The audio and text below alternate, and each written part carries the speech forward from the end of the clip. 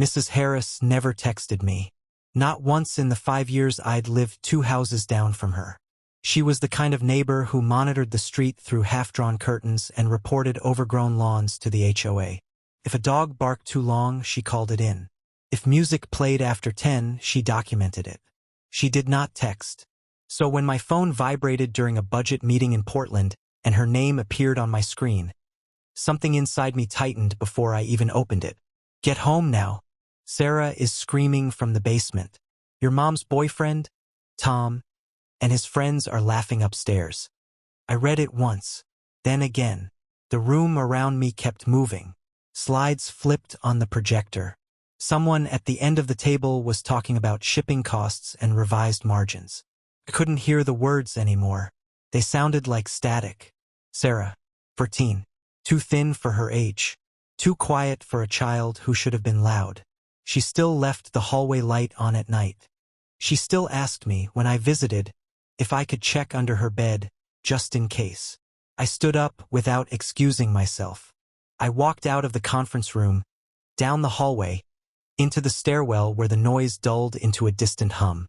I called my mom, straight to voicemail. I called Sarah. It rang, and rang, and rang. I leaned against the concrete wall of the stairwell, heart pounding hard enough to hurt. Mrs. Harris wasn't dramatic. She wasn't the type to exaggerate. If she said screaming, it meant screaming. 6 months earlier, after Sarah had mentioned casually over dinner that Tom liked to give character lessons, I had driven home from work with a weight in my chest I couldn't name. That night, I'd ordered cameras. Small ones, discreet, motion-activated. I told myself it was precaution, overprotective big brother behavior. I never told my mother. I never told Tom. I installed them in the living room, the kitchen, and at the bottom of the basement stairs. I opened the app. My thumb hovered for half a second. Then I tapped the live feed. The living room camera loaded first. 5 men. Beer bottles on the coffee table. Boots kicked up on furniture I had helped pay for when my mother complained about money. Tom sprawled on the couch like he owned the place, which, in practice, he did. My mother had let him move in last year. Just until he gets back on his feet. He'd never stood up since. The men were laughing. Not casually. Not lightly. The kind of laughter that comes when someone else is suffering and you've decided it's entertainment. One of them said, "What's the over-under?" Another replied, "I give her 20 more minutes." Tom lifted his bottle and grinned. "She'll last. Girl's stubborn." My throat went dry. I switched to the basement camera. The image flickered into view. The basement was unfinished concrete and exposed beams. No insulation. No carpet. Just cold.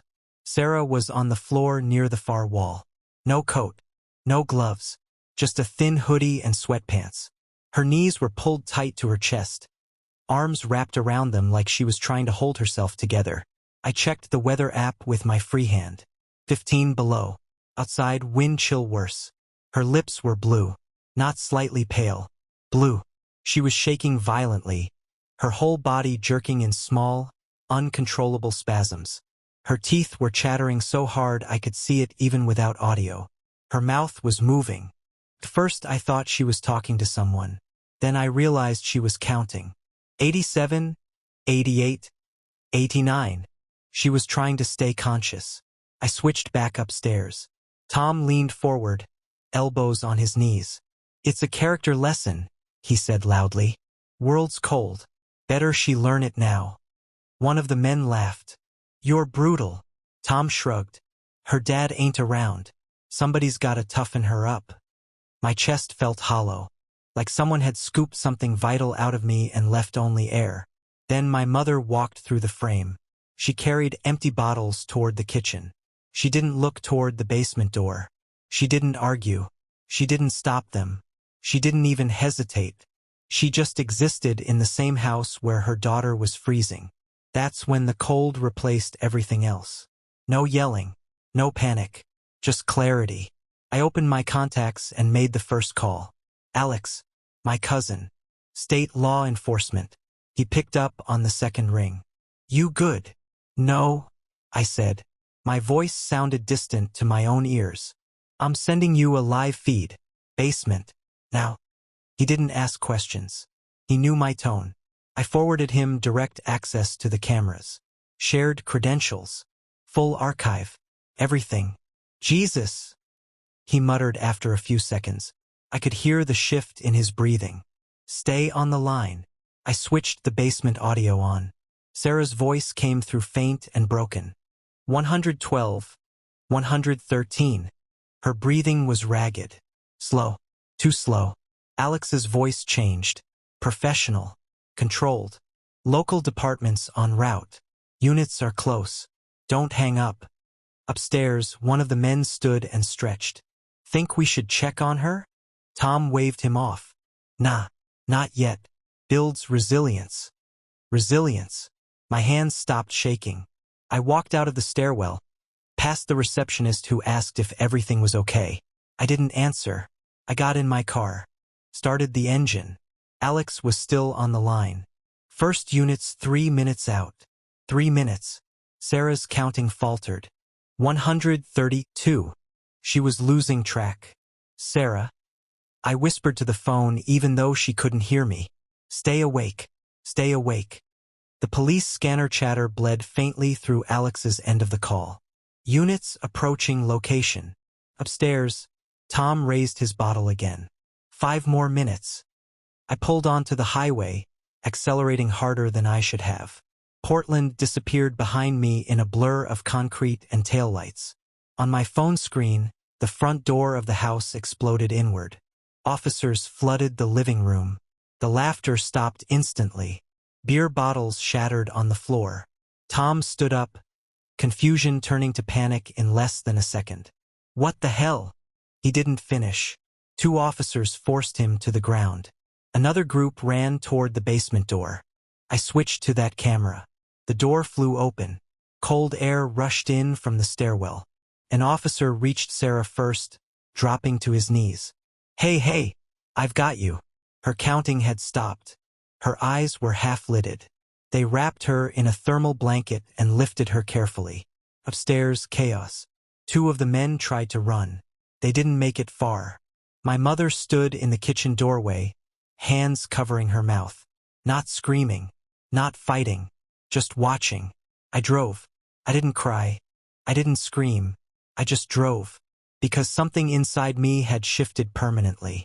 And I knew, before the investigation even started, before charges were filed, before the news vans parked outside, our family was already over. I don't remember the drive home in fragments. I remember it in one long, unbroken line of asphalt and cold. The police sirens had faded from my phone, but the echo of them stayed in my ears. Alex remained on the call until the paramedics loaded Sarah into the ambulance. I watched it through the front camera feed. Flashing red and blue lights reflecting against snow that hadn't melted for days. She's alive, he said. Hypothermic, but alive.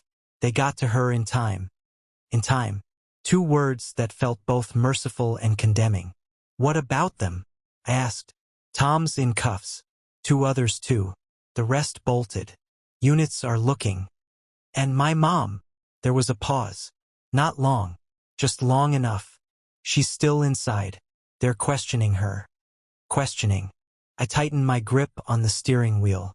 The highway blurred beneath me. I drove faster than I should have, the engine straining as if it understood urgency. My thoughts weren't scattered. They were focused. Too focused. Every memory of Tom replayed with new meaning. The way he'd laughed too loudly at his own jokes. The way he'd placed a hand on Sarah's shoulder just a little too long. The way my mother had said, "He's old school. He believes in discipline." Discipline. In the basement. 15 below. By the time I reached our town, news had already begun to spread. 2 police cruisers still sat in front of the house. Neighbors lingered in doorways pretending not to stare. I parked hard at the curb and got out. The cold hit my face like a slap. It felt appropriate. An officer stopped me before I reached the front steps. "You family?" "I'm her brother." He studied me for half a second, then nodded. "She's at St. Mark's. Stable. You can head there. We're securing the scene." Securing. Like it was a warehouse robbery. like it wasn't a child locked in a basement while grown men gambled on her endurance. I stepped inside anyway. The living room smelled like spilled beer and panic. Bottles lay shattered across the hardwood. The coffee table had been shoved sideways.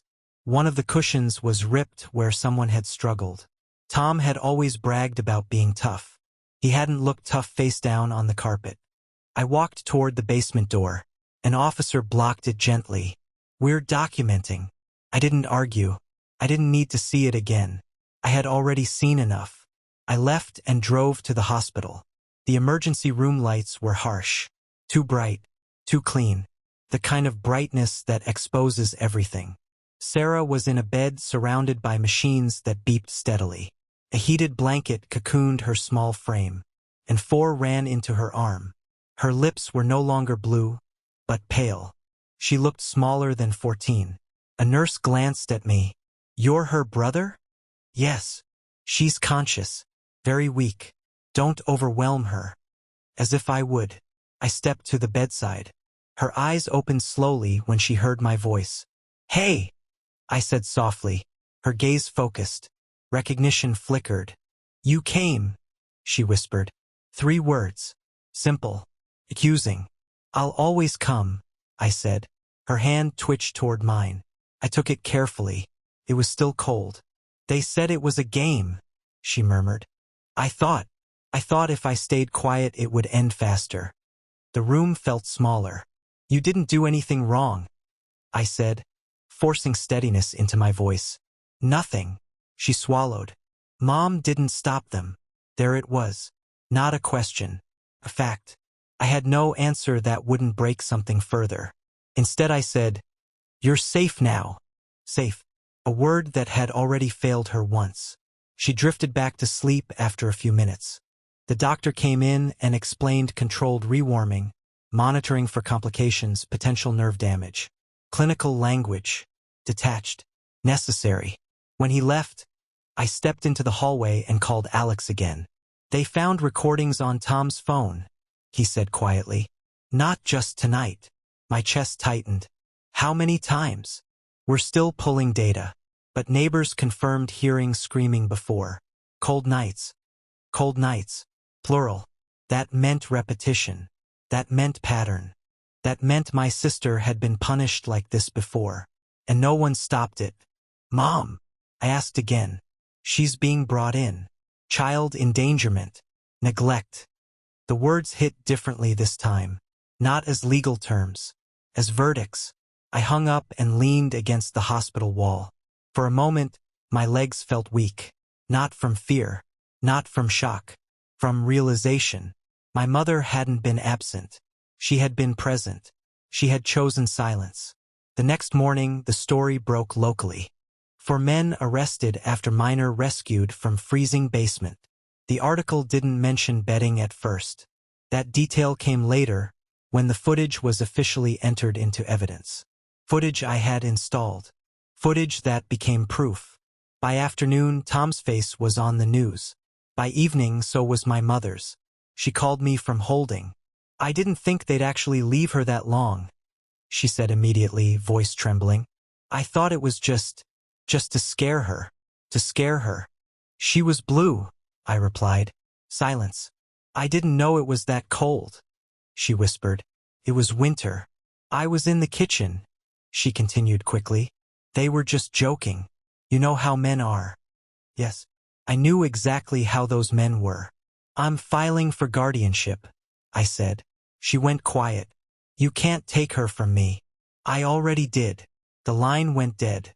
That night, I sat beside Sarah's hospital bed and watched the monitors blink. Each steady beep felt like a small victory. Each breath she took felt like borrowed time returned.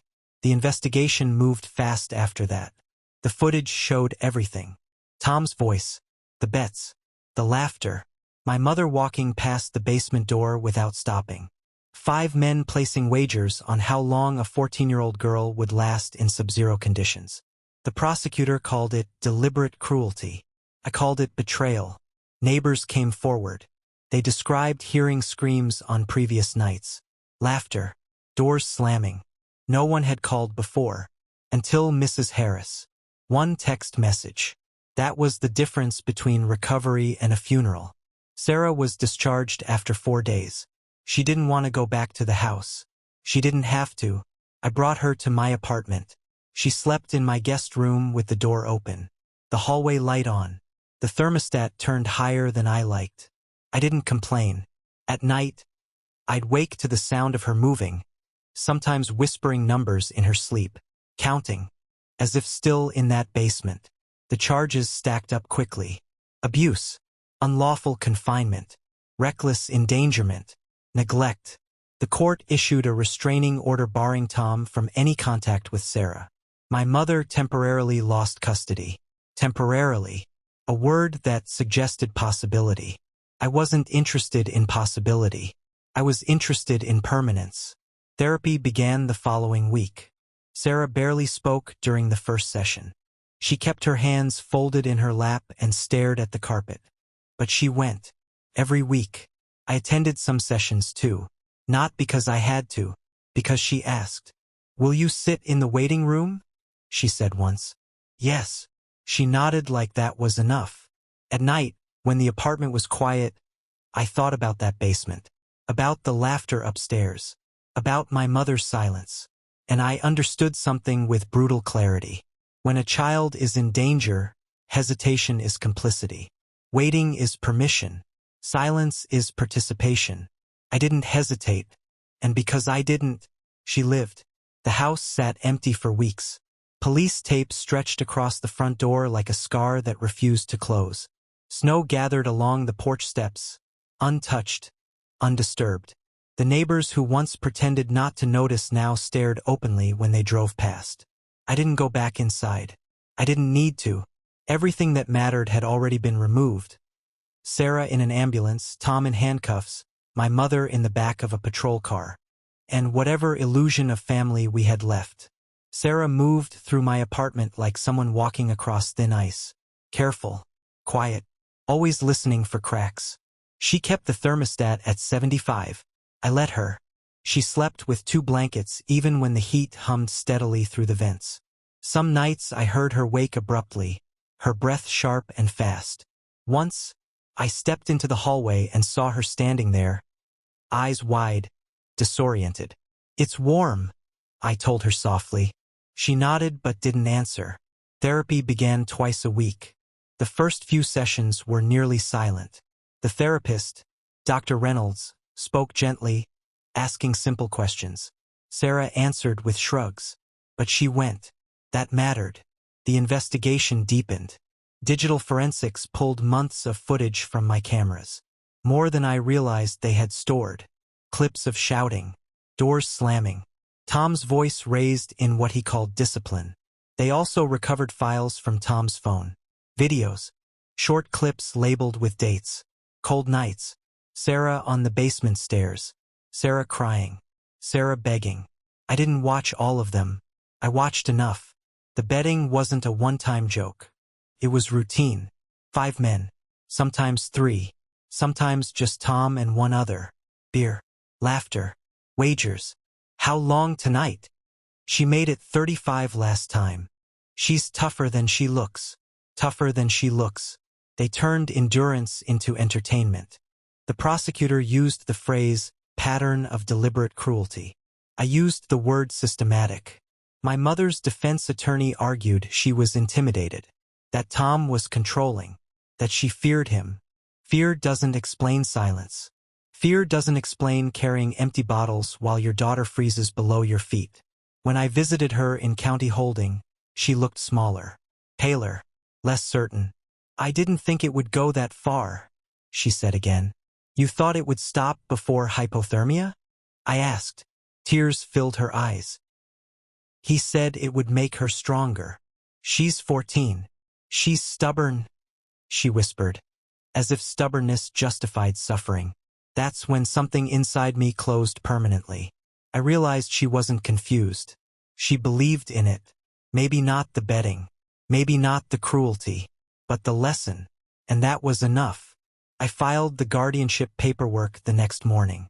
The court hearing came quickly due to the severity of the charges.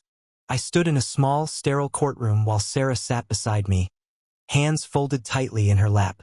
The judge reviewed the evidence, the footage, the medical reports, the testimony from neighbors. Mrs. Harris spoke too. Her voice shook when she described the screaming. I should have called sooner, she said. No one blamed her. The judge looked at my mother, then at Sarah. Temporary guardianship granted, he said. Temporary again.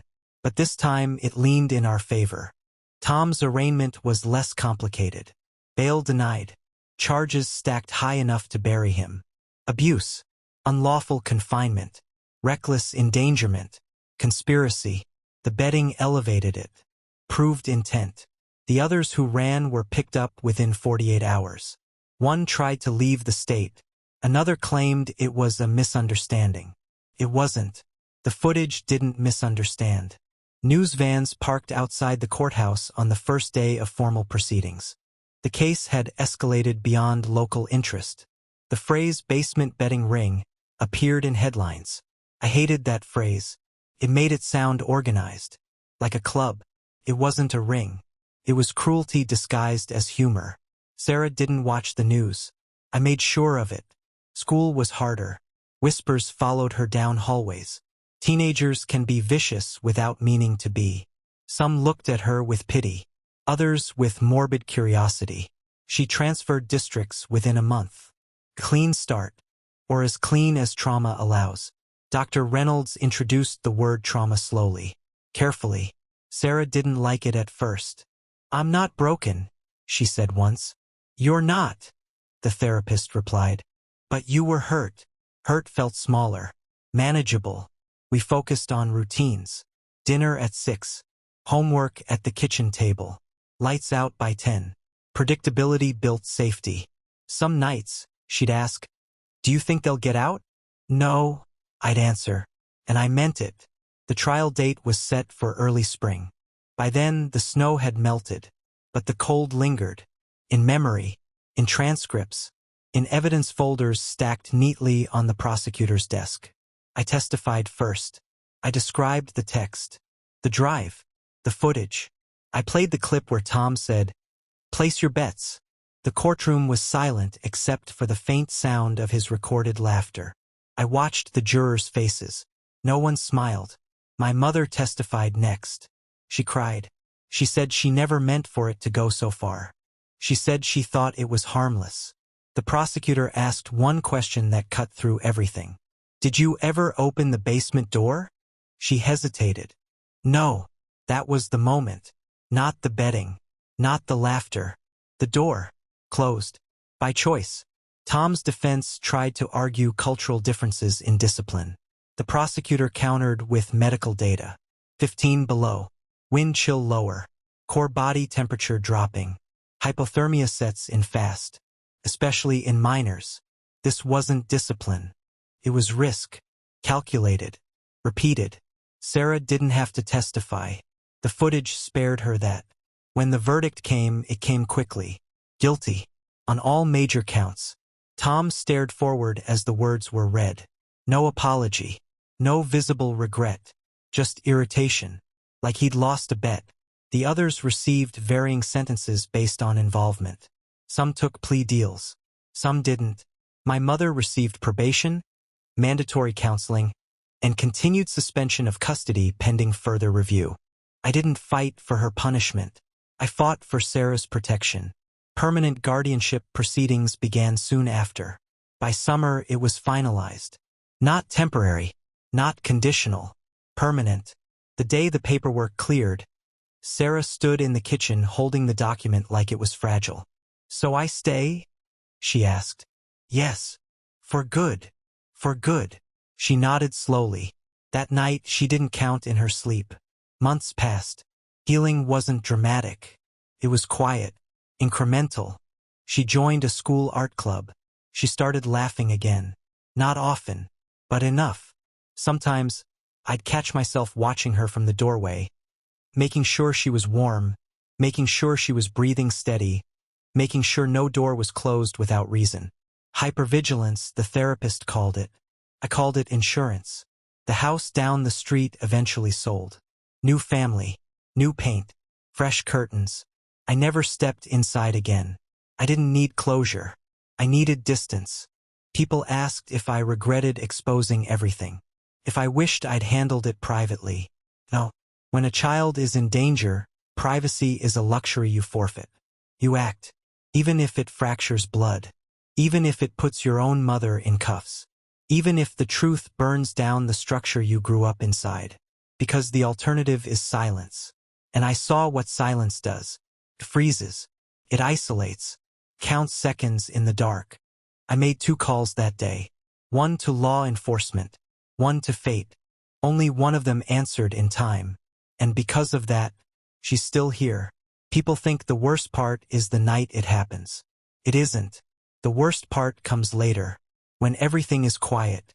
When the headlines fade. When the court dates end and the cameras leave. That's when the echoes start. Sarah adjusted to my apartment slowly, like someone relearning gravity. At first she flinched at sudden noises, the microwave beep, the slam of a car door outside, even laughter drifting up from the street. Laughter was the worst. It had meant something different in that house. Upstairs laughter meant downstairs suffering. Upstairs laughter meant time passing. Upstairs laughter meant bedding. Now, whenever she heard it, her shoulders tightened before she could stop herself. Dr. Reynolds explained that triggers don't ask permission. They arrive uninvited. They connect sound to memory faster than logic can intervene. Sarah hated that word too. Trigger. It sounded mechanical. She didn't feel mechanical. She felt embarrassed. I should have screamed louder, she said one night at the kitchen table. I looked up from the bills I was pretending to read. You screamed. I mean before. The other times. Maybe someone would have called sooner. The other times. Plural still hit me like a blow. It wasn't your job to save yourself, I said carefully. It was their job not to hurt you. She didn't respond. She just traced the rim of her glass with her finger, eyes distant. Guilt is a strange parasite. It attaches to victims instead of perpetrators. I saw it growing in her, small and stubborn. So I built routine like armor. Morning alarms at the same time. Breakfast together before school. Text check-ins during lunch. She rolled her eyes at the messages sometimes. I'm fine, she'd reply. Good. I wanted her annoyed. Annoyance meant normalcy. The permanent guardianship papers arrived in a thick envelope on a Thursday afternoon. I held them for a full minute before opening them. Paper shouldn't feel heavy, but it did. Legal language formalized what had already happened in practice. Sarah was under my protection. Not temporarily, not conditionally, permanently. I handed her the document after dinner. She read the first page twice. So she can't just take me back? She asked. No. What if she gets better? There it was. Hope. Complicated and fragile. If she gets better, I said slowly, that doesn't undo what happened. You're not an object that gets returned. She absorbed that in silence. I don't hate her, she whispered. I know. I didn't hate her either. Hatred would have been simpler, cleaner. Instead, I carried something heavier. Disillusionment. My mother called occasionally from counseling-mandated sessions. Her tone shifted over time. Less defensive, more subdued. I was weak, she admitted once. Yes, I replied. She waited for more. There wasn't any. Weakness can be tragic. But when weakness stands between a child and harm, it becomes unforgivable. Tom's sentencing hearing was brief. The prosecution requested the maximum under combined charges. The defense cited upbringing, employment instability, substance influence. None of it changed the footage. None of it changed 15 below. The judge's words were measured, but final. Lengthy incarceration. Mandatory registration under abuse statutes. No contact. Ever. Tom didn't look at me when he was led away. He looked irritated. Like a man inconvenienced. The others received lesser sentences based on cooperation. One testified against Tom. Claimed it started as a joke. Jokes don't require emergency blankets.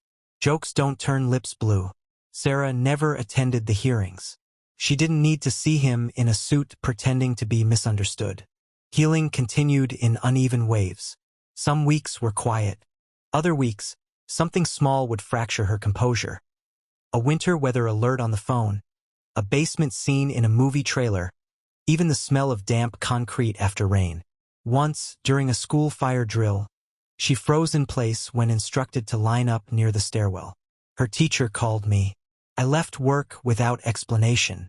Found her sitting on the curb outside school, arms wrapped around herself even though it wasn't cold. "I thought they were going to lock it," she said. "What?" "The door. The basement door." Memory doesn't care about context. It reacts. We added more coping tools after that. Grounding exercises. Temperature checks she could control, holding a warm mug, wrapping in heated blankets. Control replaced helplessness in small increments. I watched her reclaim pieces of herself carefully. She joined the art club because it met in a room with large windows. No doors that locked automatically. No stairwells. She painted abstract shapes at first. Dark blues and grays. Sharp lines. Over time, warmer colors appeared. Not bright, but warmer. Neighbors in my building learned her name. They treated her normally, asked about school, commented on her drawings taped inside the elevator. Normalcy is underrated. It heals more quietly than therapy sometimes. One evening, months later, she stood at the window watching snow fall for the first time since the trial ended. I tensed instinctively. She didn't. "It's pretty," she said. I waited. She didn't shiver, didn't count, just watched. That's when I realized something important. The cold didn't own her anymore. It was just weather again. I still carry the footage on a secure drive. Not because I revisit it, because I never want to forget what silence allowed. People still ask, carefully, cautiously, if I regret involving law enforcement immediately. If maybe a family conversation could have solved it. No. Family conversations happen before betting pools. Before repeated punishments. Before hypothermia. After that, it's evidence. After that, it's prosecution. After that, it's protection. My mother writes letters sometimes. Apologies layered with explanations. Loneliness. Manipulation. Fear of losing companionship. I read them. I don't respond often. Forgiveness is complex. Trust is simpler. It's either intact or it isn't. Ours isn't. Sarah doesn't ask about her much anymore. When she does, it's neutral. Is she still in counseling? Yes. Okay. That's it. No longing. No anger. Just distance. We moved apartments after a year. Not because we had to. Because I wanted no accidental overlap with past geography. Fresh walls. Fresh air. No basement.